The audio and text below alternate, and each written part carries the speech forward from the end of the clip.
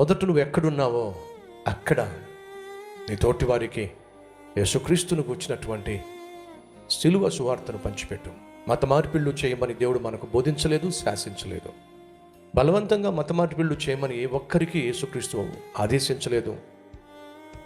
బలవంతంగా ఏ ఒక్కరైనా ఎవరినైనా మత మార్పిడి చేసే ప్రయత్నం చేస్తే యేసుక్రీస్తు అంగీకరించడు. యేసుక్రీస్తు మనకు ఇచ్చిన శాసనము ఏమిటంటే, మనిషిని నేను ప్రాణంగా ప్రేమించాను.